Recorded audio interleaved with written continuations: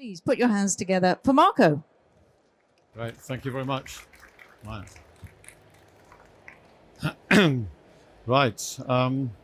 good afternoon, everybody. Forgive me for having my notes here. Came back from the IoT Solution World Conference last week from Barcelona, and I picked up a stomach bug. So it did knock me for 4 over the weekend, but I'm prepared, and we're going to talk about the unlocking of the intelligent connectivity at the edge. I'm just going to set the scene as we go through these slides. You know, if we look back in as far back as 2010, the industry predicted that there'll be 50 billion connected devices by 2020. You know, if I was the sales director there, I'd have nailed someone's feet to the ground. But unfortunately, 2020 came and we only had 11 billion. Move on to 2024, halfway through 24, you know, we're around about 13, 14 billion. So it is growing. But deploying IoT is more complex than people can imagine. And the business case has to justify it, because you're going to put a massive investment in the device to basically disrupt the marketplace, because that's what IoT devices do. Now, one thing that Eseye has done for a number of years is we've set what we call IoT predictions. And we do that at the end of the year for the following year. So at the end of 2022, we looked at what would 2023 look like with everything that we've learned. The things that we learned then, or we predicted, is that the M&O proprietary lock-in is going to be demolished. So now we don't just have to use one single M&O. We can use multi-IMSI SIMs. Interoperability between the private and public network is a must. The ascension of the network agnostic and RAT type. I don't want to be forced down certain avenues. I want to use whatever network is available. The more important, the consumer and the enterprise IoT converge together. And the one thing that we did take away and we did predict was IoT starts and ends with the device. So if we look at predictions, and this was done by Gartner, totally independent, that 80% of IoT projects fail, and it's because of the actual device, right? Hard fact. In the 20 odd years I've been in the IoT industry, I'd say that is a realistic figure, because people think I can just take components, put them together, I've got an IoT device. Be prepared to fail. Let's dive down as I set the scene. You know, why do these fail? Number of reasons that IoT devices fail. Firmware issues. What do I mean by firmware issues? Is, well, I've developed a device and I've put elements inside that device to upgrade that software in that device. Because as we know, those of us with iPhones, there's an update, I think, every 3rd day, if not every 2nd day. So you want to update that device in the field. But did you consider when the device connects? How often does it connect? How long does it stay online for? Well, if it's only online for 30 seconds and I want to download a new firmware, is that long enough? Do I have to put other elements inside the device so it stays on longer? Skilled engineers. Well, you know, I think our market is becoming more like the building trade.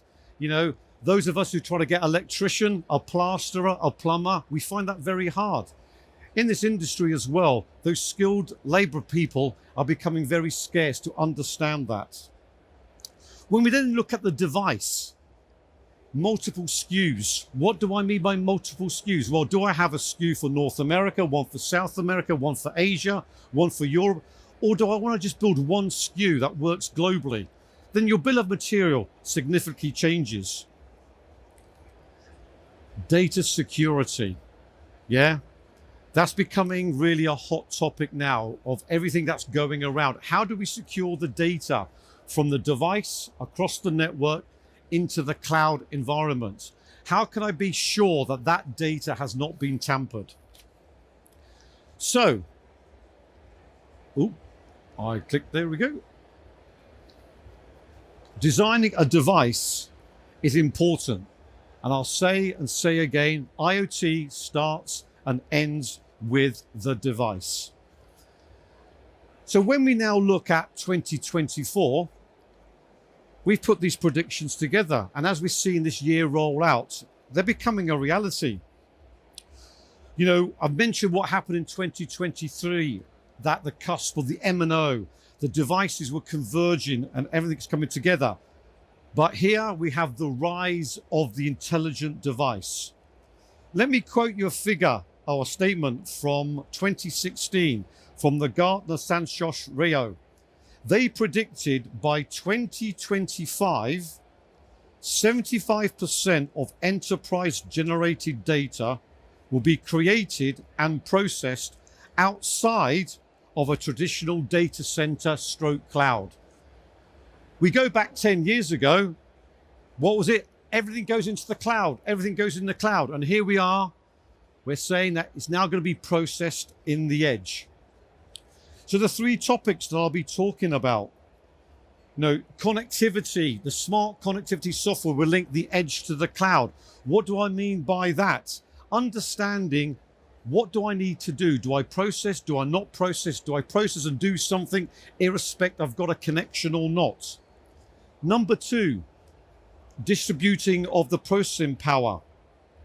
What network is available? My application, I'm processing data, then sending the result. But what networks are available? Is it Wi-Fi? Is it GSM? Is it satellite? I need to understand what those are before I do something. Number three, and probably the most important part, is the security. How can I ensure that that data from that device has traversed all the networks and got to the endpoint and it hasn't been tampered with? It is exactly the same information. I'll just mention carbon trading because that is a hot topic now where security of the data is in peril.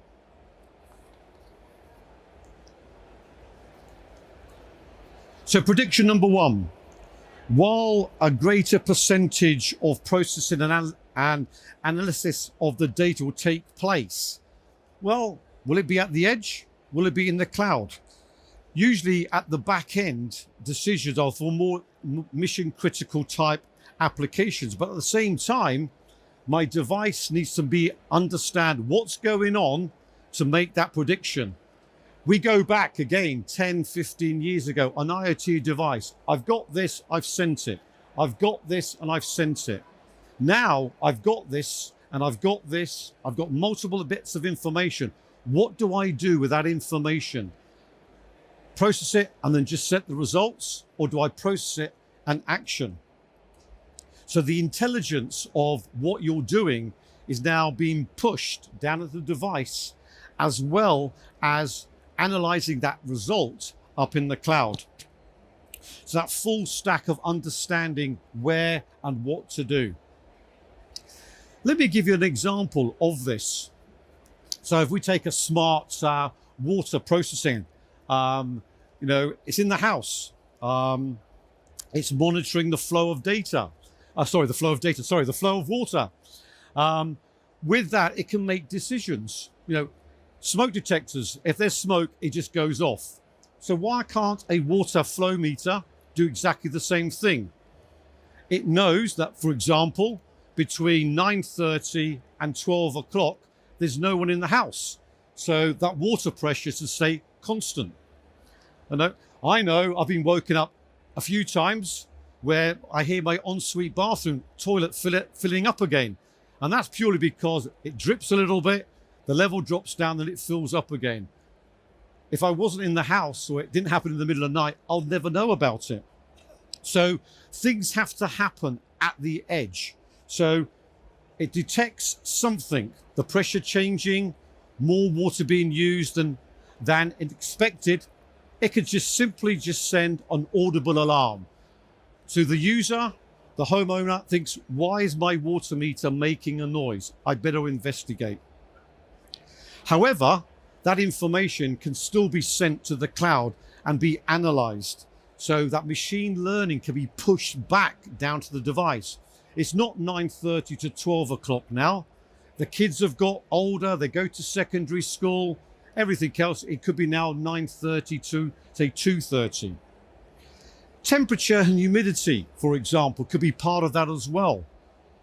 That data could be periodically pushed up to the cloud as well. So again, we're learning that what the environment is in our houses. Now, why do I need to send the temperature of my house being 18 degrees every 13 seconds or every 10 minutes? It hasn't changed. So again, it's processed and just the result gets pushed back. So, a good example again is even this morning, I got in my car, my key fob, its battery was running low. What did my car do? It just alerted me my key fob battery is running low. Again, local processing. My car is all tracked and everything, information goes up into the cloud. But that time it went up to the cloud and I had to log in to tell me my battery is low. Instantly in my car, it tells me my fob is running low, or the battery in my fob is running low. When we now move that to the next one, prediction number 2, smart connectivity powering data processing for IoT. I've put layering on the foundation of 5G because everyone thinks 5G is going to be the utopia. Bigger bandwidths, I can just send data. Well, bigger bandwidth sending data is still going to cost you money. But with computing power increasing at the edge, one of the big questions that system designers must address is, where do I process that data? In some instances, as video recognition, I've checked someone's face. It can instantly alert the police. There's the gentleman that just stole the coffee. Yeah? Bang. So I didn't mean anything. Yeah, right? But then again, I've got his image. I've now transmitted it to the cloud. It's being processed. Then it comes back to say, that's the gentleman that stole the coffee. Well, he's now on the number 242 bus heading home, right? Time difference, yeah? So certain information has to be processed in there. But then there's other non-sensitive data of those applications where you process data on the device or in the cloud. But this now depends on the functionality of what is my connection method. Is it Wi-Fi? Is it broadband? Is it GSM? Is it R17 satellite? So now all of a sudden the application is not thinking, well, I've got this gentleman's face, I better just transmit it. It's got to think about, well, can I transmit it? Can I do something about it? What network am I on? So now we're talking about a network aware API, where now the application say, oh, what network are you on before I transmit this data? Going back to my previous slide, local one, bing, bing, bing, coffee's being stolen, right? Who was it? Who was it? There he is, he's sitting here. Do apologize again, yeah? Where other information, if I send it over GSM, there's a cost. Broadband Wi-Fi, we take broadband and Wi-Fi as a cost of 0. Hold up, I'm now over here, I'm using satellite.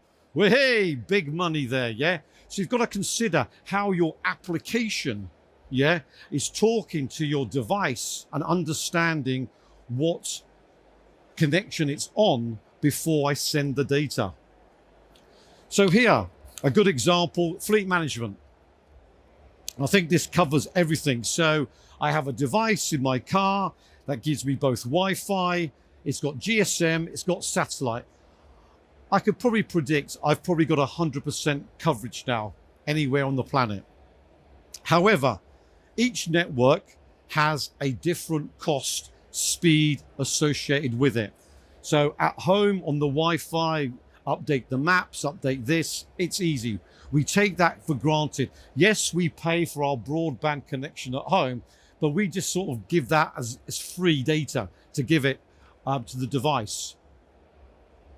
But each network works differently. The speed, the uplink, the downlink works in a completely different way. The performance, the costing come into the case. So I leave my place of work. I'm I'm going into London, I'm probably connected to the GSM network. Here, what data can I send? Well, GPS tracking, yeah, maybe. Real-time video of the road ahead of me. Got to ask you a question, why? Maybe a few snapshots, a few pictures. GPS location, of course. My wife always likes to know where I am. Yeah, but if there is a critical thing that happens, I'm involved in an accident, yeah, bang, then yes, of course, everything has to get sent up. Engine management, how hot my engine is, my fuel consumption, oil pressure. Does that need to be sent over the GSM? Maybe once every 30 minutes, 45 minutes if I'm on a long journey, short trips. Why bother?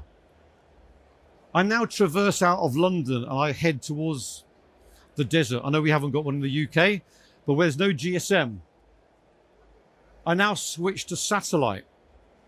My application is gathering all this data. What does it send up? Does it need to tell me about my location? Probably yes. My fuel consumption? How hot my engine's getting? Well, if there's a major issue, yes. Otherwise, no.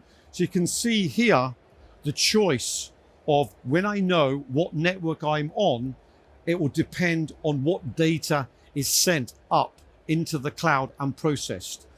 Going back to that first prediction, process data at the edge is a must. Transmit the data to the cloud for analytics and everything else is also a must, but you need to realize what network you are on. As I go back through that process, I hit the GSM network, again, more data is sent.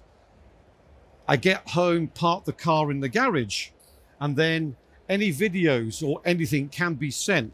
Because as I say, people deem Wi-Fi to be a free service, even though all of us do pay for our broadband at home. But Wi-Fi, we're connected, we all work from home, we just connect and work. So you can see how process at the edge can be done, must be done, it's important, but also when we look at the device, it has to understand where to process the data and when to send the data into the cloud.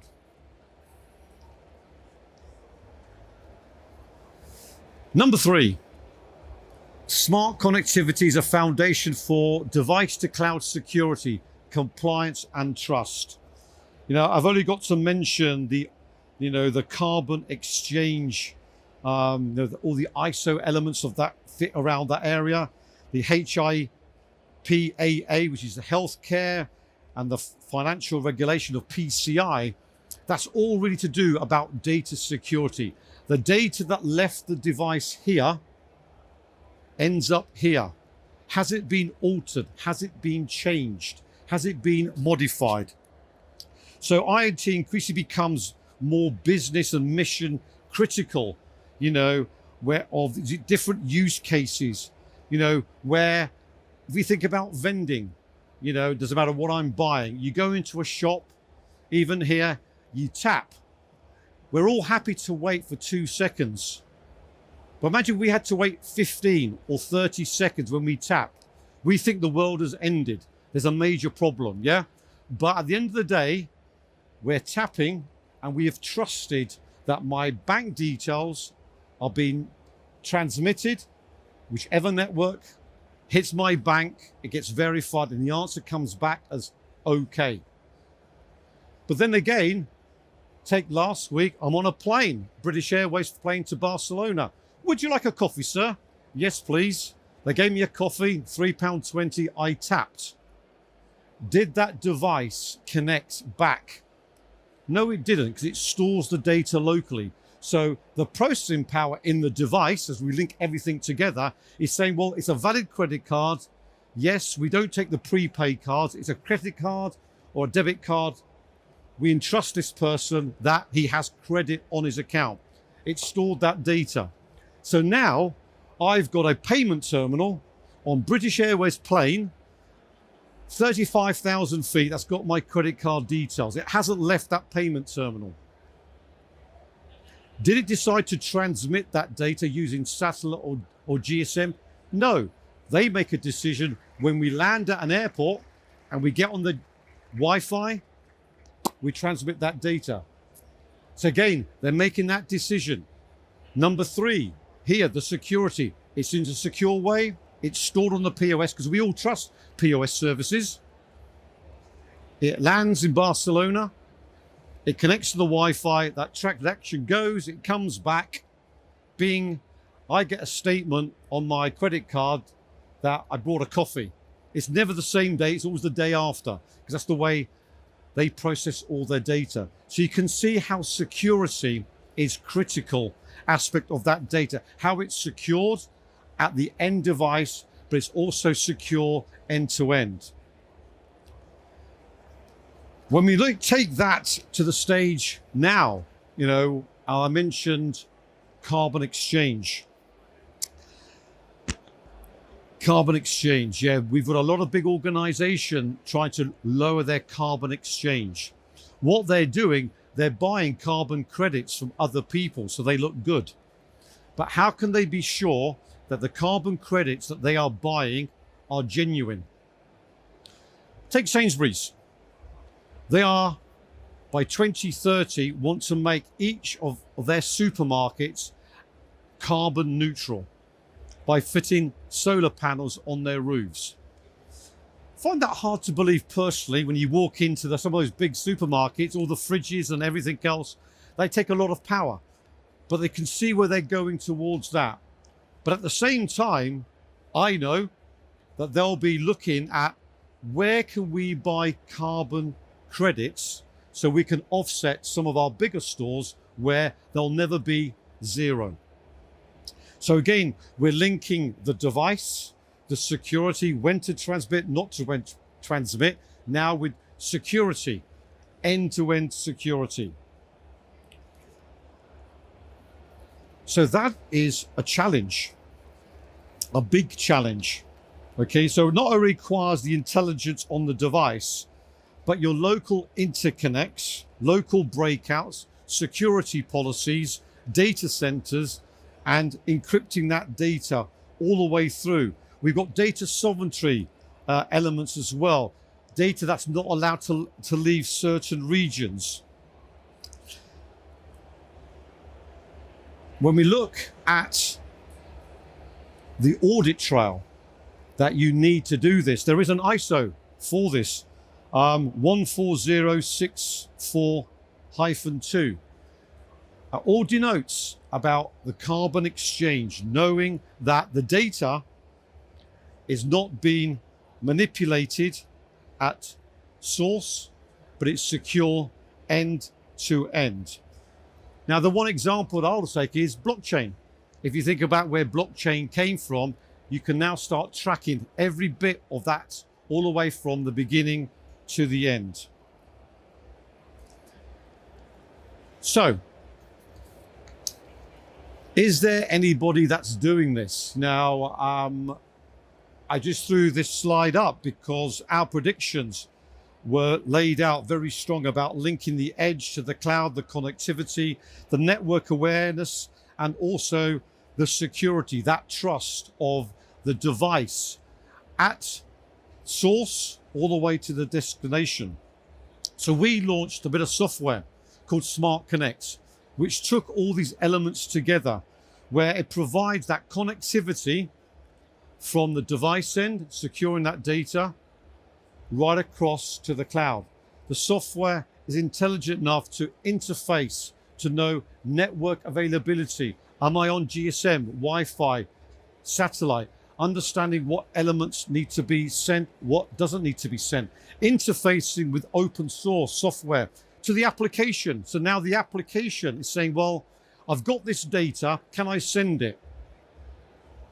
No, we're on satellite. Great, it's helped me develop my product. All those elements that you think you need, but you don't need, you actually do need it. Because people think IoT is simple. No, it's not. We could wander around here and get all the bits, I put them all together, maybe slap a SIM card inside it, and da-da, I've got an IoT project. You'll be one of those 80% that fail. So it's very, very important that you understand all the different steps in creating an IoT project. It starts and ends with the device. The intelligence in the device is crucial and critical. What do I send? When do I send it? What pre-processing do I do when I get all this information? A temperature sensor. It doesn't need to send the data every minute, maybe not even 5 minutes, but you can program in it. If the delta is more than a degree, send the data. It's as simple as that. But you've got to ensure whatever data you send is secure. It's sent over the right medium to the endpoint to be processed.